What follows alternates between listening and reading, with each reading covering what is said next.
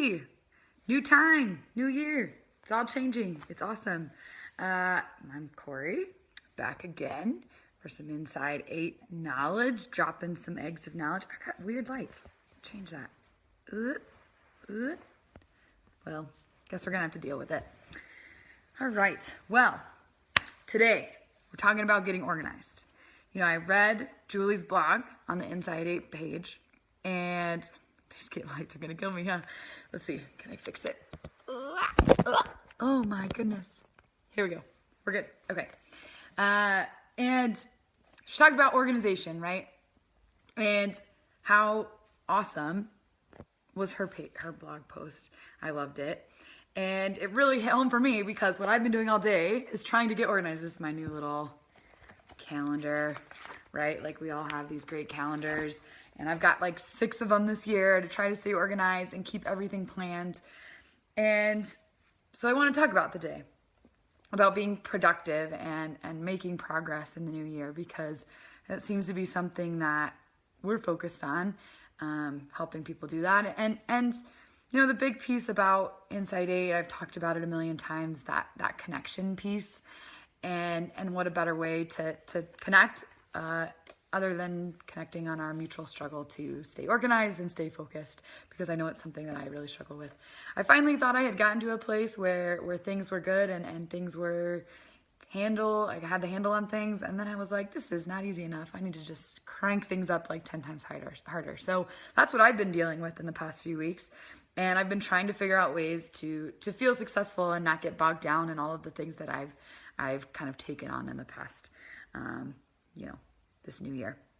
So one thing to talk about in staying organized and staying motivated is, developing a system for that. And one thing that I like to do that seems to be helpful for me is writing down lists, because when I have everything bouncing around in my head, I just go crazy.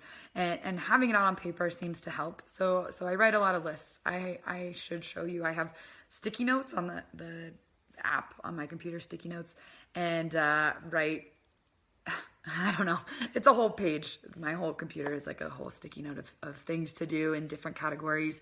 And sometimes I look at that and I'm so overwhelmed by how much there is for me to do and a little bit stressed out by it. And sometimes it's hard to get the ball rolling. So one thing that I found to be really helpful is to start small, and in a way to start measurable, because sometimes some of my goals are like, work on your thesis, work on this big project that you have to do. And working on it doesn't mean that it's going to be done, but it means I'm going to make some progress, which is hard because you can't really like check it off your to-do list if you don't have a measurable goal. So sometimes what I like to do, and what is helpful across the board, is start small, start measurable, and give yourself a realistic goal. Like, is there one thing that you can measurably accomplish today in this 15 minutes that you have?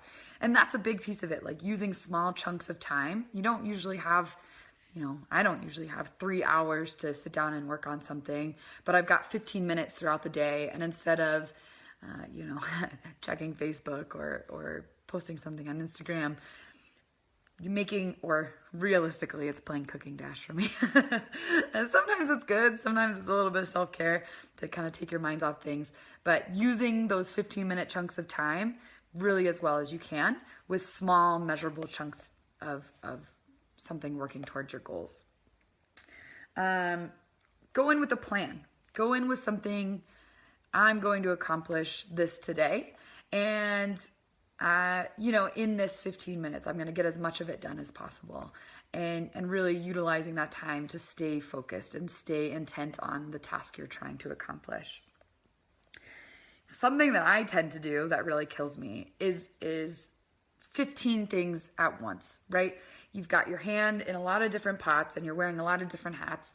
And so you work on cleaning your room for 5 minutes, and then you work on some schoolwork for 5 minutes, and then you work on making dinner for 5 minutes, whatever it is. Work on a certain project, and then another project, and another project, right? You're working on so many different things at once, and then you get to the end of the day and you're like, I didn't get anything done. Even though you were busy all day, you feel like you didn't accomplish anything. And that is the most frustrating feeling in the world. I can hardly imagine anything worse. Instead of going in with a plan and checking things off of your list, giving yourself some measurable progress. I'm going to stick with this for 15 minutes. And at the end of that 15 minutes, whatever I accomplish, that's a success. And then I can move to something else. So being diligent and focused in the application of your attention. Huge. Reward yourself. It doesn't even have to be a tangible reward, right? Like I'd probably gain 500 pounds if I rewarded myself with a snack or food every time I got something done in 15 minutes, right? But you can reward yourself in different ways. And a huge way you can reward yourself is just tell yourself good job, right? Like check something off your to-do list and be like, yes, I accomplished something. Or really write down what you accomplished that day and what made you successful. And that's huge. That's a reward in itself. And that's even bigger because it's that intrinsic motivation, not something extrinsic driving your progress. I said physically checking. I have a little list of things here. I'm checking them off as I go down. I said physically checking things off your list. That for me is super rewarding, and being able to X something off or cross it off on my list or delete it off my computer to-do list. That always feels super good, and it's a reward in itself to say you accomplished something. At the end of the day, and I think that Julie really got at this in her blog post. You should go check it out. It was good. It's you have to find something that works for you. You have to find something that helps you, stay organized and get things done. Sometimes it's a written planner and you can write it all down. Sometimes for me, I get lost in these things and right now I have 3 of them going. So I write something down in one and not another or something like that. Sometimes I like to stay neat, so I don't like crossing things out. So this kind of like messes me up. So for me, a Google Calendar is really great because I can keep it connected on my phone, on my computer, and it's always with me. My little iWatch, and it stays right there, and I can click through it if I have something in my schedule. But it's finding out what works for you. And also recognizing that the things that work for you can change. And you may get bored of something and you may need to adjust and switch to something else. Just because something has worked for a while doesn't mean it's going to continue working necessarily. That's why I kind of moved back to trying this the written planner this year, because the computer thing is working, but maybe to keep track of things in a different way might kind of shake things up and make me a little more productive or just help me kind of tangibly keep track. This is something that my sister and my boyfriend can all look at and see what I'm doing and see where I'm at versus my computer. Everything is more private because I keep confidential information on that. So finding something that works for you. Looks like I got a question here. I'm helping to plan a wedding and the stress is overwhelming. I feel like nothing is getting done. Where do I start? Great question. When you feel like nothing is getting done, that can be from a lack of action. And sometimes that takes making a decision. And making decisions are not always easy. Actually, the more choices we have, the harder it is to make decisions and the less satisfaction that we get from making those decisions. Unfortunately, we think that choice is better, but that's not always the case. So sometimes making a pros and cons list or putting something on writing out your options and visualizing what you think is going to be best for you. And then once you make that decision, kind of sticking with it and sticking to your guns and then making that option work as best for you as possible. I think that it isn't easy to make a decision. It's not easy to plan something big like a wedding. That's a big day. But I think that it's doable. Obviously, hundreds of thousands of people have gotten married over the years, and it's something that's doable. It's just kind of getting it done. All right. I've taken up a lot of time today. Talked about planning, talked about getting organized. Thank you all for watching and for tuning in, and for everyone who watches this over the next few days.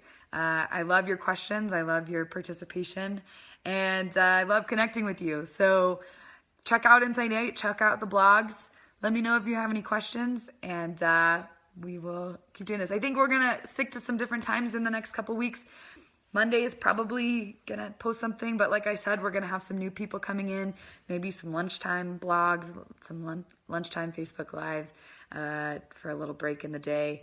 I'm really excited for Mar to come on here and share with you guys some stuff about yoga. She's a little genius. So we will be back next week. Let me know how you stay organized, what works for you.